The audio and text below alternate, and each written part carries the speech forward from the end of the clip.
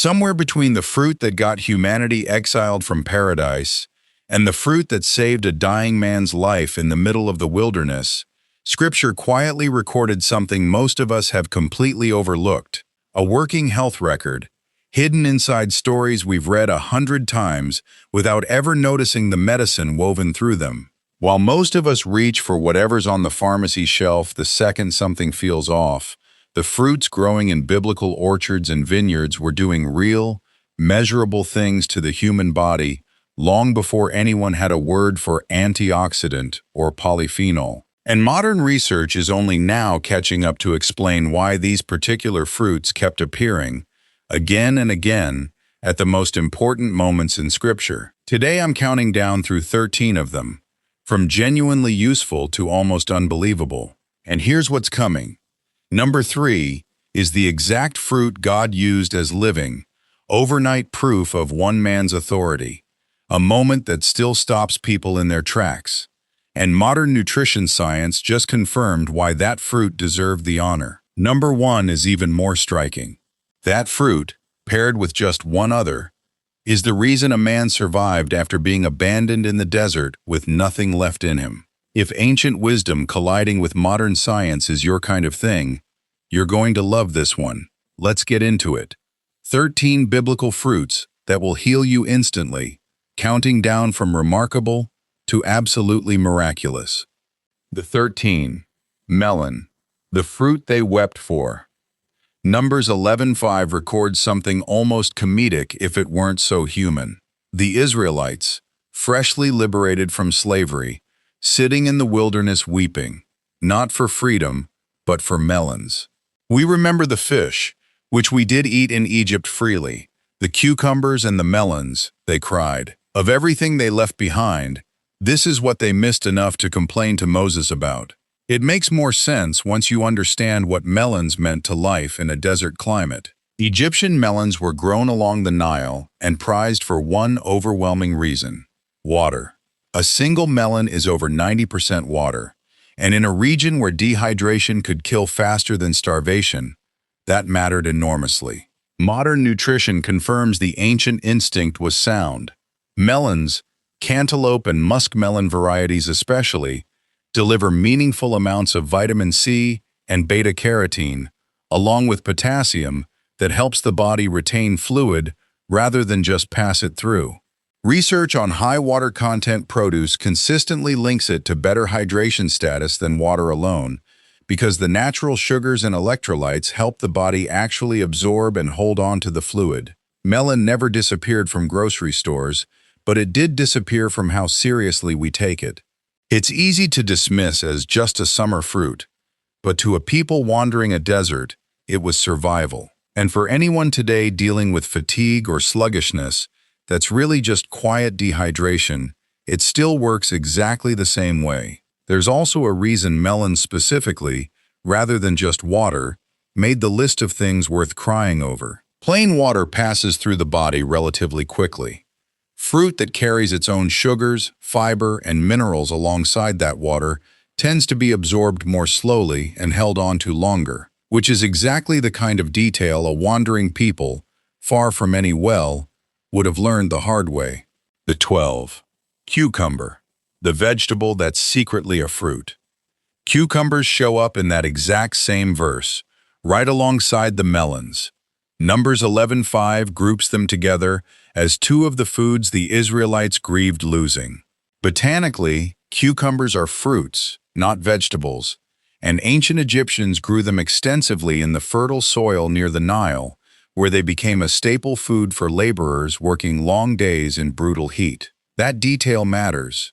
Cucumbers are around 95% water, among the highest of any produce, and they carry silica, a trace mineral involved in maintaining healthy connective tissue and skin. They're also a genuinely good source of vitamin K, which plays a role in normal blood clotting function.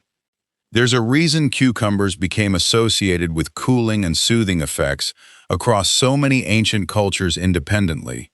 Egyptian, Mesopotamian, and later Mediterranean traditions all used them the same way, applied to skin and eaten to combat heat exhaustion. That's not coincidence. It's the same physiological effect being rediscovered again and again. Isaiah 1:8 even uses a cottage in a garden of cucumbers as an image everyone in that culture would instantly recognize. Cucumbers were common, unglamorous, and completely taken for granted, which might be exactly why we've stopped noticing that they're one of the simplest, most effective ways to support hydration and skin health available in any grocery store today. They're also almost calorie-free, which is part of why they've quietly survived in nearly every cuisine on Earth as a go-to for something light and cooling. The Israelites weren't wrong to miss them. In a climate like the wilderness they were walking through, a food that's mostly water and almost no metabolic burden to digest is genuinely valuable, not just refreshing. 11. Fig, the poultice that healed a king. Figs appear at both the beginning and some of the most dramatic middle chapters of Scripture. Genesis 3:7 has Adam and Eve reaching for fig leaves the moment they needed covering. Centuries later in 2 Kings 27, King Hezekiah is dying, and the prophet Isaiah gives an oddly specific medical instruction: take a lump of figs and lay it for a plaister upon the boil, and he shall recover. They did exactly that, and he recovered. This wasn't spiritual metaphor. It was a direct treatment, recorded as working, on a king. Figs are rich in soluble fiber, which feeds beneficial gut bacteria and has long been associated with more regular digestion. They also carry meaningful potassium and calcium for their size, along with natural enzymes historically used in topical preparations for skin irritation. Some early laboratory research has looked at fig extracts for wound-related applications, though this area is still preliminary compared to something like fig's well-established digestive benefits. Fig trees also carry an entirely different kind of symbolism throughout Scripture. Sitting under one's own vine and fig tree became shorthand for peace and security, Micah 4:4, 1 Kings 4:25. Peace and healing, tied to the same humble fruit. Figs never left our shelves, but somewhere along the way we stopped remembering they were once serious enough medicine to save a king's life. 10. Pomegranate, the fruit sown into the priest's robe. When the 12 spies scouted the Promised Land in Numbers 13:23, they came back carrying pomegranates alongside grapes and figs as proof of the land's abundance. But pomegranates carried even more weight than that. Exodus 28:33-34 describes them embroidered directly onto the hem of the high priest's ceremonial robe, alternating with golden bells, a fruit important enough to be worn into the holiest space in Israel's worship. Modern research has taken a serious interest in why. Pomegranates are unusually concentrated in polyphenols called punicolagens, among the most potent antioxidant compounds identified in any commonly eaten fruit. Human studies, still a developing but growing body of research, have linked regular pomegranate juice or extract consumption with modest improvements in blood pressure and certain cholesterol markers, along with reduced markers of oxidative stress. Song of Solomon 4:3 uses the image of a pomegranate split open to describe beauty, which tells you this fruit was seen as something precious, not ordinary. It decorated priestly garments and biblical poetry alike. We still eat pomegranates today, mostly at holidays or as a trendy juice, but we've largely forgotten that ancient Israel treated this fruit as sacred enough to sow into the robe of the person who stood closest to God on their behalf. 9. Grape, the fruit of the true vine. No plant runs through Scripture quite like the grapevine. Noah plants a vineyard the moment he steps off the ark in Genesis 9:20. The spies in Numbers 13:23 carry back a single cluster of grapes so large it takes 2 men to carry it on a pole between them. And centuries later, Jesus describes himself directly. I am the true vine, John 15:5. Set aside the wine for a moment and look at the grape itself. Fresh grapes and their dried form, raisins, are a genuine source of fiber and potassium, and the skins in particular concentrate resveratrol and other polyphenols studied for their role in supporting healthy blood vessel function. This is where the so-called French paradox research came from. The observation that certain Mediterranean populations showed lower rates of heart disease than their diets alone would predict. It's worth being honest here.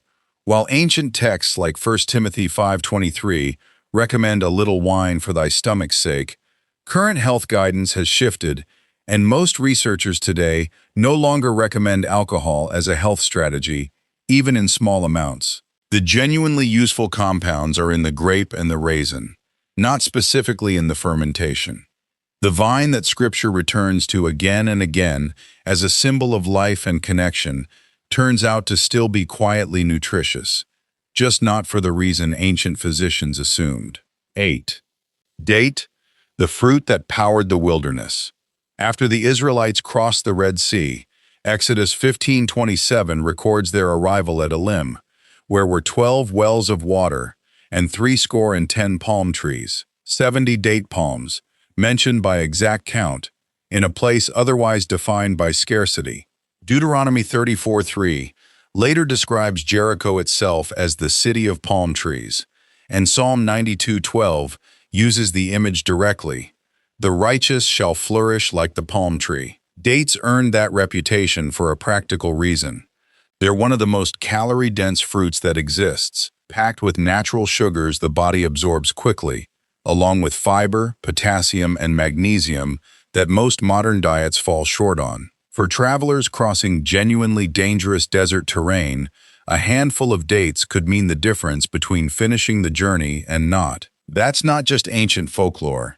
It's why dates remain a staple food for breaking fasts across the Middle East to this day, valued specifically for delivering fast, sustained energy after hours without food. Dates never disappeared from the world's diet, but in the West they got filed under occasional sweet treat rather than what they actually are.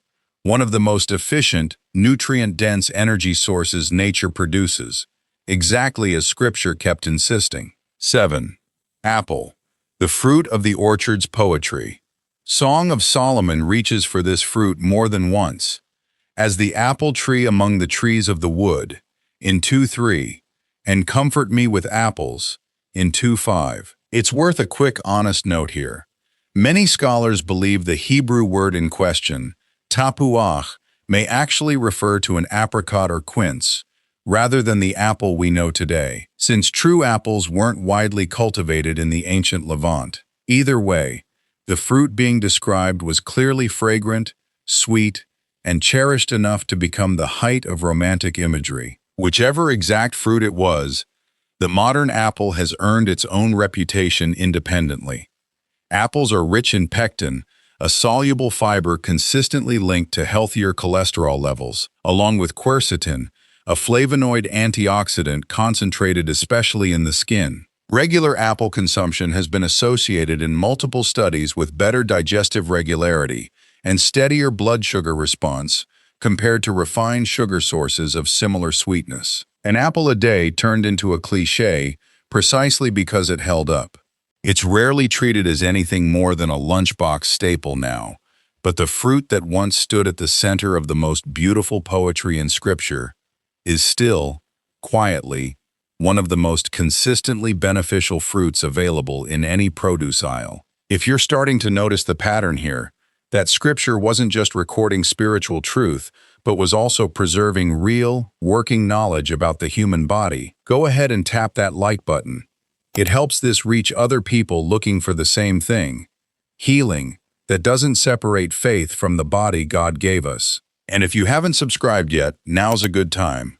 We'll be right back into the list. 6. Mulberry, the fruit that signaled a battle. 2 Samuel 5:23-24 describes one of the strangest military instructions in Scripture. David asks God whether to attack the Philistines, and the answer comes with an oddly specific sign. Wait until you hear the sound of a going in the tops of the mulberry trees, then move, because that sound means God has gone ahead into battle first. Some translations of Luke 17:6 also reference a sycamore tree. Most scholars identify this as the black mulberry.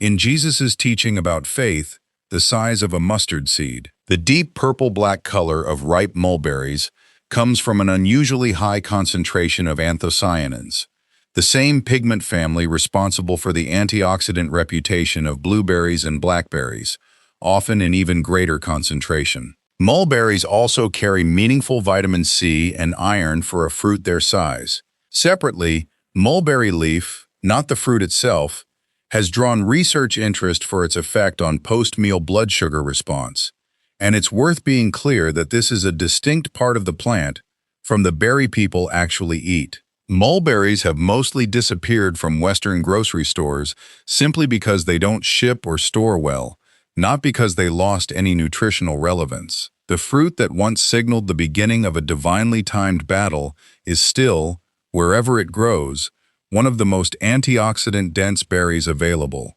If you've never eaten a fresh one, that's likely the entire reason. Not because science moved past it, but because a fruit this fragile never made sense for a modern supply chain built around fruit that can survive a truck ride. The trees still grow, often untouched, in yards and along roadsides, quietly producing one of the more nutrient-dense berries most people will never think to pick. The 5. Sycamore fig. The tree a tax collector climbed. Luke 19:4 tells the story everyone remembers for the tree, not the fruit.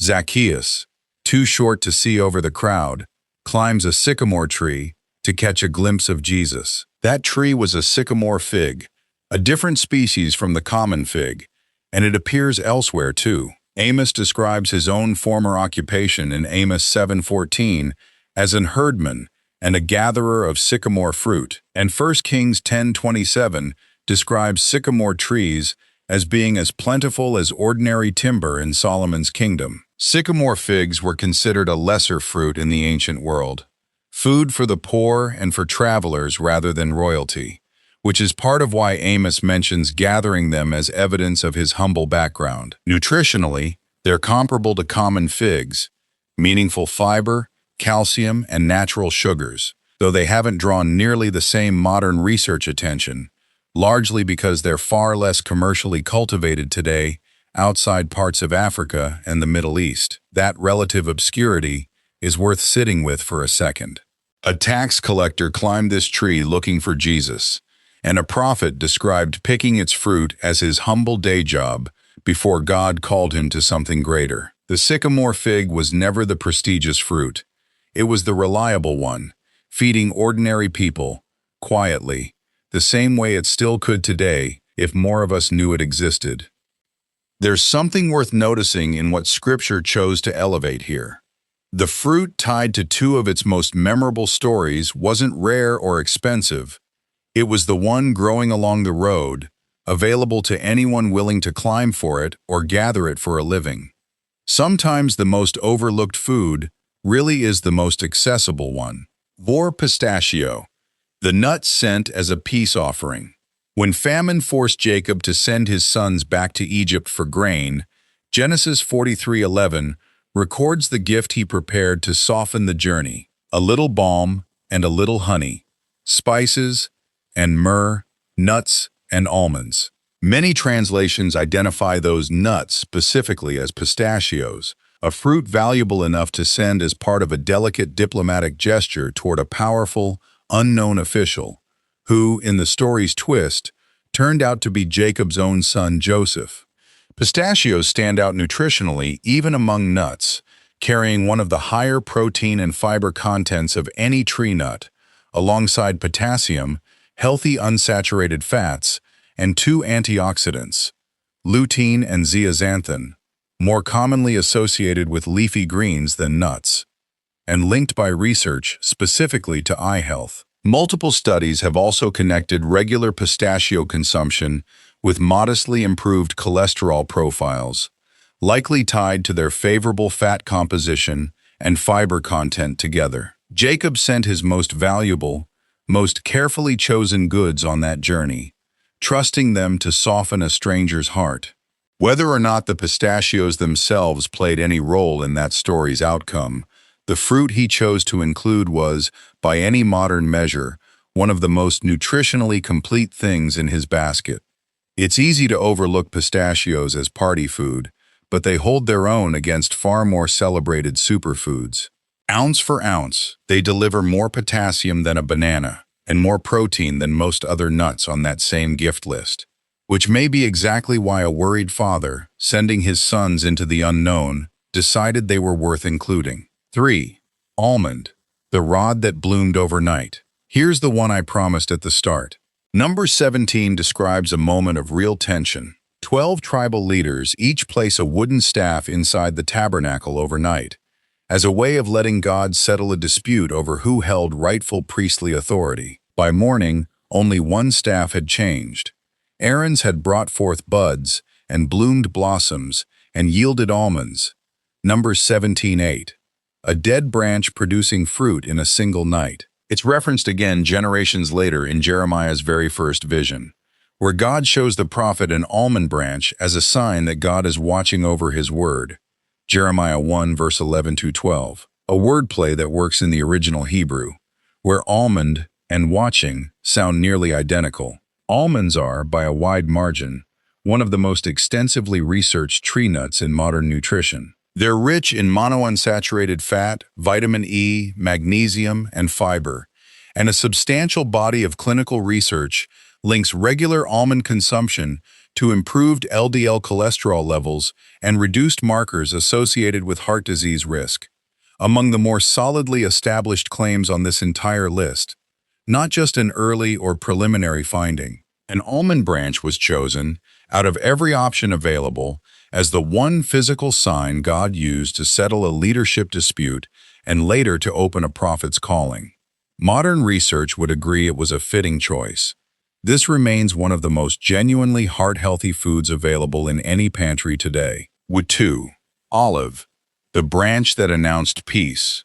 After the flood waters began to recede, Noah sent out a dove, and Genesis 8:11 records the moment it returned, and lo, in her mouth was an olive leaf plucked off, the first sign that dry land, and a second chance, existed somewhere below. From that moment forward, the olive tree threads through the rest of Scripture as a symbol of peace, covenant, and provision. Deuteronomy 8:8 describes the Promised Land itself partly by its oil olive, and James 5:14 instructs elders to anoint the sick with oil as part of prayer for healing.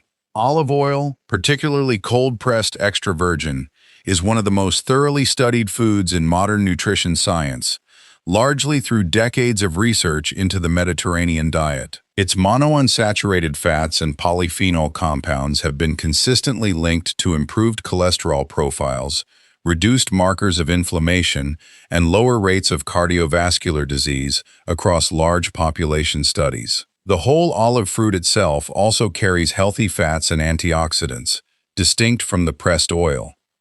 It makes sense that this was the fruit a dove carried back as proof that the world could be lived in again. Of everything growing after the flood, the olive branch was the one chosen to mean, it's safe now.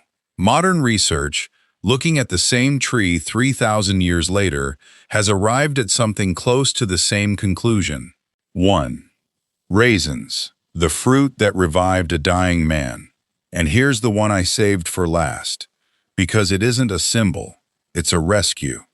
In 1 Samuel 30, David's men find an Egyptian man abandoned in a field, left for dead by his own master 3 days earlier, without food or water. Before anyone asks him a single question, verse 12 describes exactly what they do. They give him water, a piece of a cake of figs, and 2 clusters of raisins, and when he had eaten, his spirit came again to him. That single line of restoration happens before the story moves forward at all. Food came first. It's easy to read past that detail, but it's precise for a reason. Raisins are dried grapes, and drying concentrates everything already inside the fruit. Sugar, iron, and potassium all become denser by weight. For a man 3 days without food, that concentrated, fast-absorbing sugar, combined with iron and potassium, wasn't a coincidence of what happened to be on hand. It was close to the ideal combination for reviving someone in genuine physical collapse. Raisin cakes appear elsewhere too. Abigail brings them to David as a peace offering in 1 Samuel 25:18. and Ziba brings them again in 2 Samuel 16:1, always as portable, high-energy provisions carried on journeys and into difficult circumstances. None of this replaces real medical care for someone in genuine crisis, and Scripture doesn't pretend otherwise. The men still gave him water first. But the detail Scripture chose to preserve, in a moment of real life or death urgency, was a handful of dried fruit. Modern sports nutrition, centuries later, reached for the exact same tool. Dried fruit is fast, dense, effective fuel for a body that has nothing left. That's the pattern running through all 13 of these fruits. Scripture wasn't separating the spiritual from the physical. It was recording, plainly, what worked, sometimes as poetry, sometimes as a sign, and sometimes as the difference between a man living or dying in a field with no one else around. If one of these 13 surprised you, tell me which one in the comments. I read every single one.